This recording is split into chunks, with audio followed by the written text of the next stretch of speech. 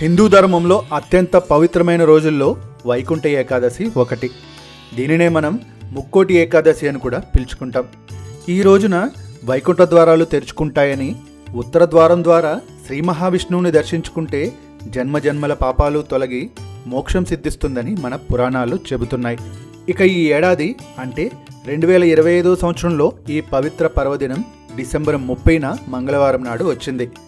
మంగళవారం వేకువజామున 3:44 ఏకాదశి తిథి ప్రారంభమవుతుంది. సూర్యోదయం, సూర్యాస్తమయం రెండు సమయాల్లోనూ ఏకాదశి ఉండడంతో డిసెంబర్ 30నే ముక్కోటి ఏకాదశిని జరుపుకోవాలని పండితులు సూచిస్తున్నారు.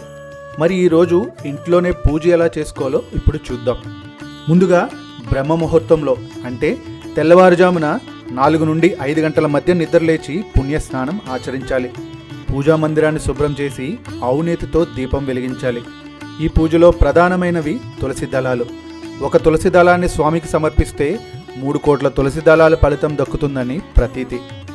ఓం నమో నారాయణాయ లేదా ఓం నమో భగవతే వాసుదేవాయ అనే మంత్రాలను జపిస్తూ శ్రీ విష్ణు సహస్రనామ పారాయణం చేయాలి. ముక్కోటి ఏకాదశి రోజున కఠిన ఉపవాసం ఉండడం శ్రేష్టం. ఆరోగ్యం సహకరించని వారు పండ్లు తీసుకోవచ్చు, కానీ ముఖ్యంగా బియ్యంతో చేసిన ఏ పదార్థాన్ని తీసుకోకూడదు.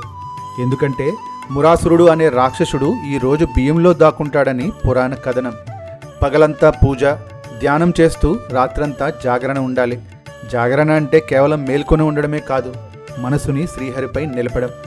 మరుసటి రోజు అంటే డిసెంబర్ 31న ద్వాదశి గడియలు ముగిసేలోపే పూజ పూర్తి చేసుకుని ఉపవాసాన్ని విరమించాలి. కోపం, అసత్యం, ద్వేషం వంటి వాటికి దూరంగా ఉంటూ పేదలకు అన్నదానం చేయడం వల్ల అనంతమైన పుణ్యఫలం లభిస్తుంది.